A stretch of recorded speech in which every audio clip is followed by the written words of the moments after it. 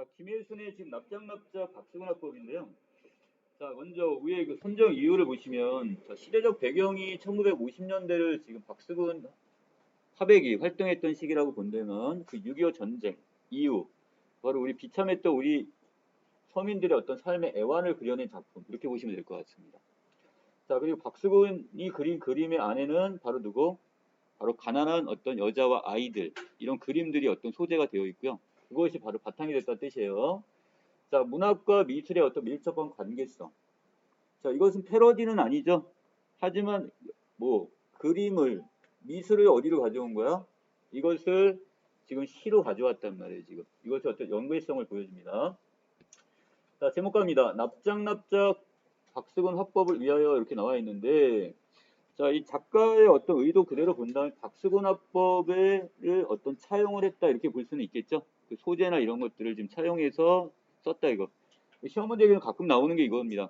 이 작품의 박수근 화법에 해당되는 거 뭐 이런 걸 물어본단 말이야. 여기 박수근 그림의 특징들 이렇게 해갖고 색깔 따로 칠해져 있죠. 이거 정리하셔야 되고요. 자, 그럼 납작납작의 뜻은 뭐냐? 뭔가 뒤를 펴고 있는 게 아니라 이게 뭔가 엎드려 있는 상태고 그것은 짓눌려 있는 상태가 되는 거잖아요. 자, 이것은 억압되어 고달프게 사는 바로 서민들의 모습이다 이렇게 보시면 될 것 같습니다. 자, 본문 들어갑니다. 드문드문 세상을 끊어내어 이랬는데요. 자, 이거 이렇게 해석해놨어요, 저는. 드문 세상을 소재로 하여, 드문드문 세상을 소재로 하여, 암담한 현실을 소재로 하여, 자, 한 며칠을 눌러놨대요. 자, 며칠을 눌러놨다는 것은 그림을 그려다가, 자, 이렇게 며칠 걸려서 그림을 그려다가, 자, 벽에 걸어놓고 바라본다. 이게 조금 더 매끄럽게 해석이 될 겁니다. 자, 밑에 흰 하늘과 그다음 쭈그른 아낙네 둘이 벽 위에 납작하게 뻗어 있다 그랬는데, 자, 벽 위에 이렇게 그림 안에 그려져 있다 이렇게 해석하시면 될 것 같아요. 자, 그런데 자, 아낙네들밖에 없다고 그랬죠? 이 그림 안에는 바로 힘들게 살아가는, 자, 남편이 없다 보니까 전쟁통에 죽고 없다 보니까 아낙네들이 자기들이 어떻게 해요? 그 생계를 이어나갈 수밖에 없는 그런 힘겨운 삶의 모습을 쭈그려 있다, 그 다음에 납작하게 뻗어 있다 이렇게 표현을 했습니다. 가끔 심심하면 자, 또 누구의 그림도 그려요?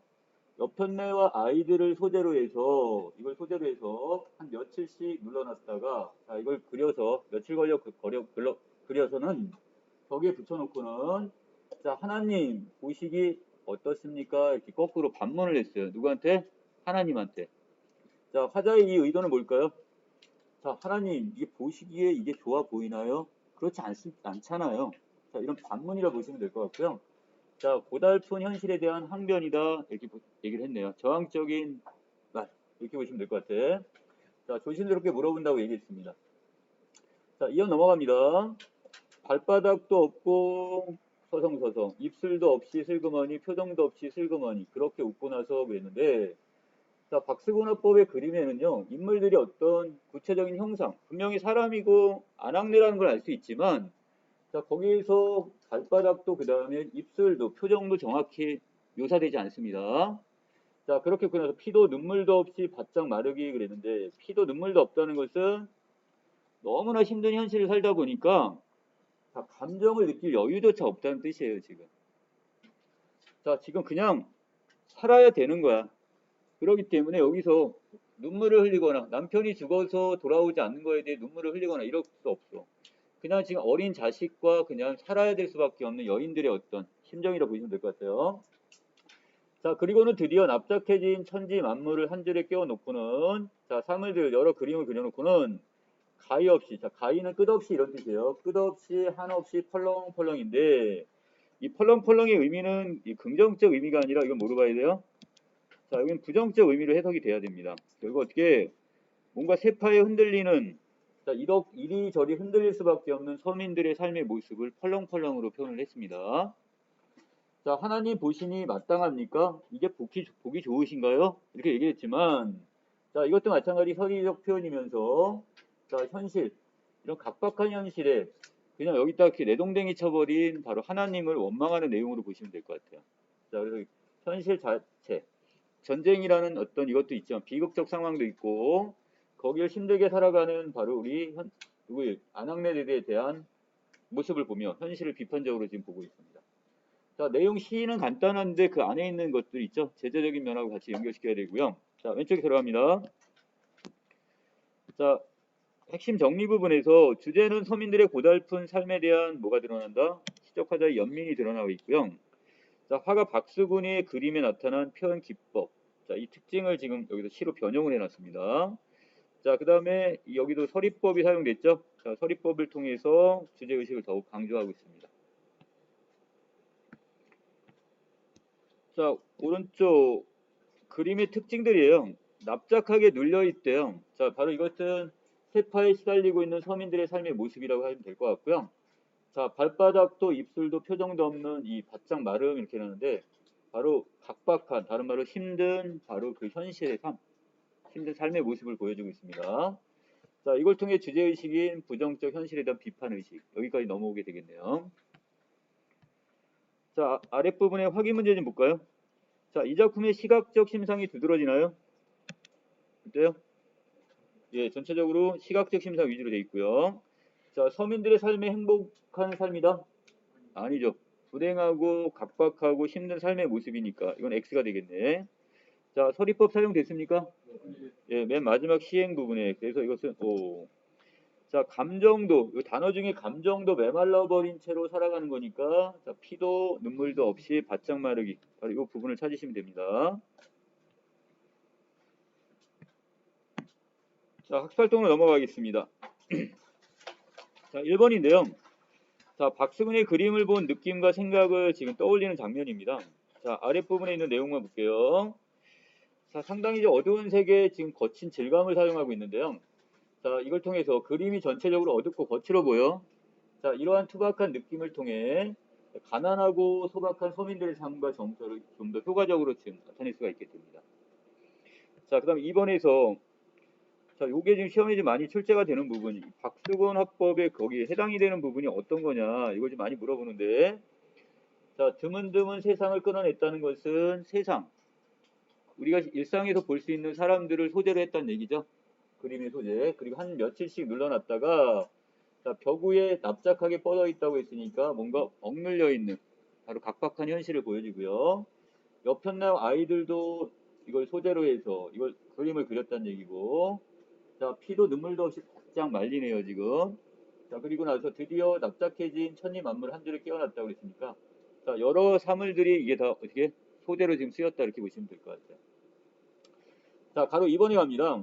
이 작품에 나타난 사람들의 모습을 바탕으로 시인이 박수근의 화법에 주목한 이유는 뭐냐 이건데 자, 보통 같은 경우 입체적인 대상을 이 박수근의 화법에서는 어떻게 썼어요? 평면으로 표시해 버렸죠.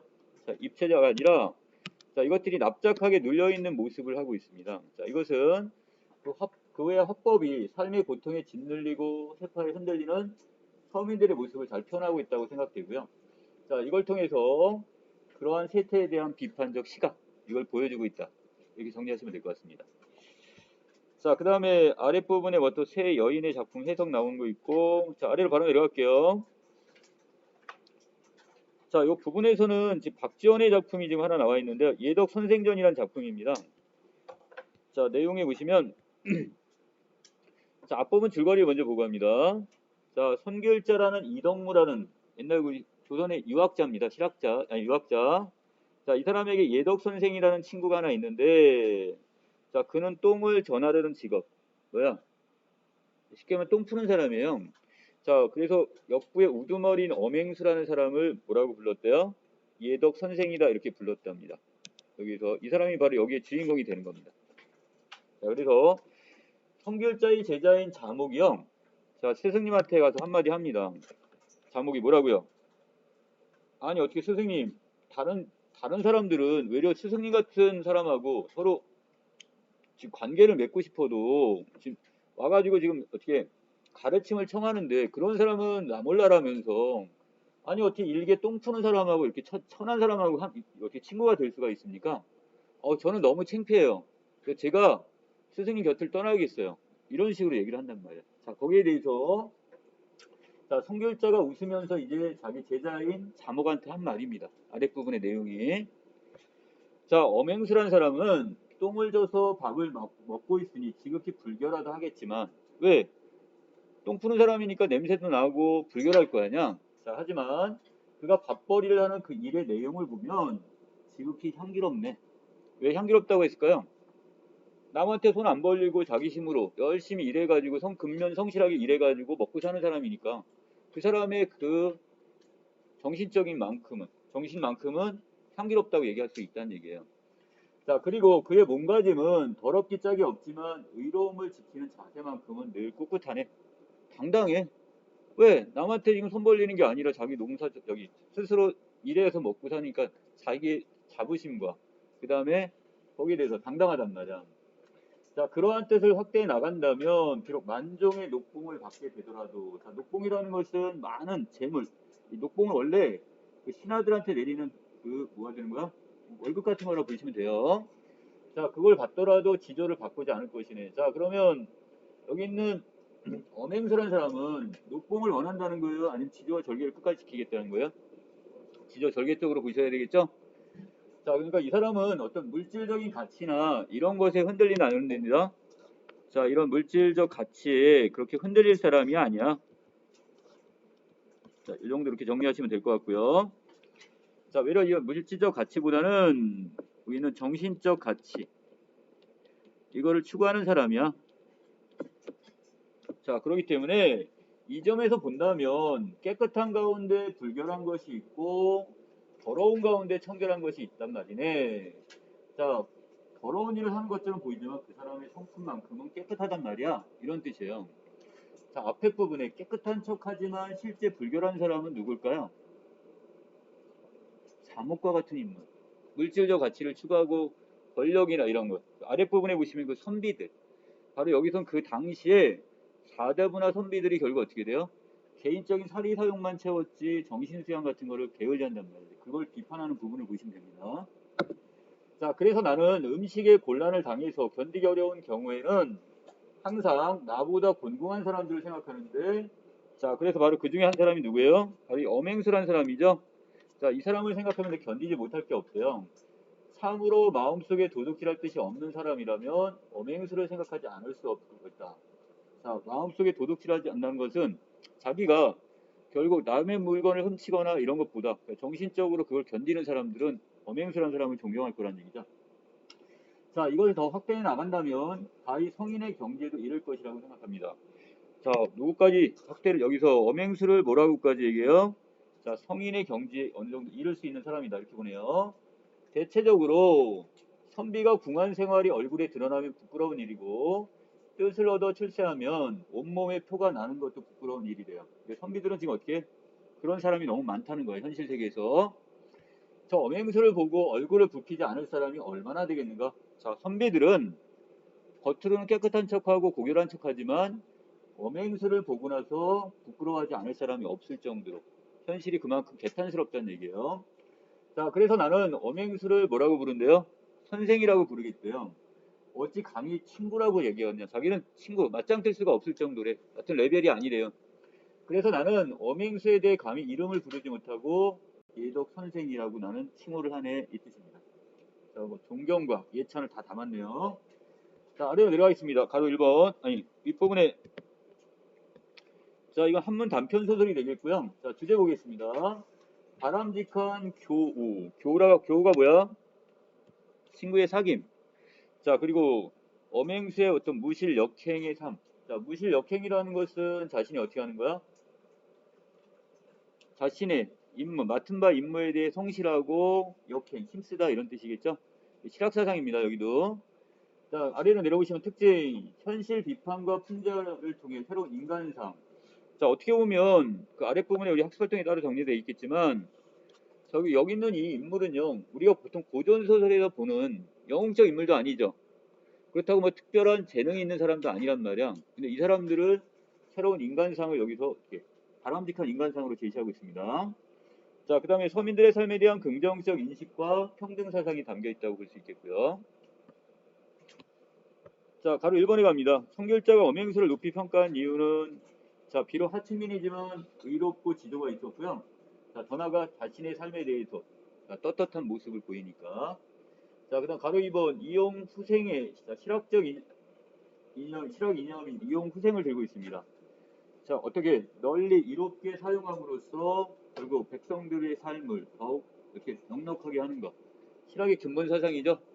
자, 학문이라는 건 결국 어떻게 실제 생활에 도움이 되는 학문이 돼야지 관념적인 그런 학문이 돼서는 안 된다는 뜻이에요. 자, 아래 보시면 이용 후생학파는 공건적 신분 질서인 산업 공상의 타파와 능력에 따라 신분의 재편성을 주장합니다. 상업을 중심으로 한 국가 체제를 지향했다 이렇게 얘기합니다. 자, 그래서 박지원은 중상학파입니다. 상업을 중시했던 사람이고요. 상업을 통해서 결국 현실이 좀 더 부유해진다면 그걸 따라야 된다고 봤어요. 자, 아랫부분에서 자, 실학이라는 건 당시 조선의 변화와 개혁을 주장한 학문으로 실학자였던 작가는 이용후생을 내세웁니다. 그를 비롯한 이용후생 학파는 봉건적 신분질서인 산업공상에 반대를 하고 자, 개인의 능력에 따른 신분제 개혁을 세웁니다. 이게 파격적인 거죠. 자, 더 나아가 작가는 이러한 사상을 예덕 선생에 반영하여 하층민인 엄행수를 주요 인물로 등장시켜 그의 성품을 예찬합니다. 자, 그래서 새로운 인간형을 바람직한 인간형으로 여기를 끌어냈다는 얘기입니다. 자, 됐고요. 다음 장 감상 맞춤형 부분. 자, 먼저 이 납작납작 박수근 화법을 위하여는 박수근의 표현 기법에 주목해서 그의 그림이 입체적 세상의 모습을 어떻게 평면적인 납작하게 눌러놨다고 얘기를 합니다. 자, 그림 속에 형성화된 인간의 모습에서 서민들의 삶의 애환과 그에 대한 연민을 읽어낼 수가 있겠고요. 자, 보시기 어떻습니까? 또 보시기 마땅합니까? 같은 뭘 사용해서 자, 서리적 표현을 사용했네요. 자, 이걸 사용해서 바로 서민들의 힘겨운 삶이 마땅하지 않음을 강조하고 있다. 뭔가 잘못됐어요. 이걸 얘기한단 말이에요. 자, 밑에 박수근 그림의 특징입니다. 자, 여기서는 인물들이 지금 많이 등장을 합니다. 자, 그리고 이 인물들은 어디에 있어요? 내부가 아니라 바로 열려있는 공간 바로 바깥에 있다는 공통점이 있습니다. 자, 그리고 이 사람들은 그것이 시장 바닥이 될 수도 있고 길 가고 있는 사람이 될 수도 있고요. 여러 가지인데 이처럼 박수근의 관심은 늘 바깥에 있는 사람들의 관심을 갖게 되죠. 자, 그리고 그 아랫부분에 자, 박수근이 바로 밀레의 만종을 보고 이제 이런 그림을 그리고 싶다 이렇게 얘기했던 그 내용인데요. 자, 그만큼 자, 여기서 애정 짙은 누구에 대해서 이 바깥에 있는 사람들이니까 현실에 어떻게 각박하고 힘들게 살아가는 이런 사람들, 민중들에 대해서 자, 이 애정 짙은 대상으로서의 서민의 삶을 자, 구현했다 이렇게 보시면 되겠네요. 자, 여기까지 해가지고 김혜순의 그 납작납작 박수근 화법을 위하여 정리 마치겠습니다.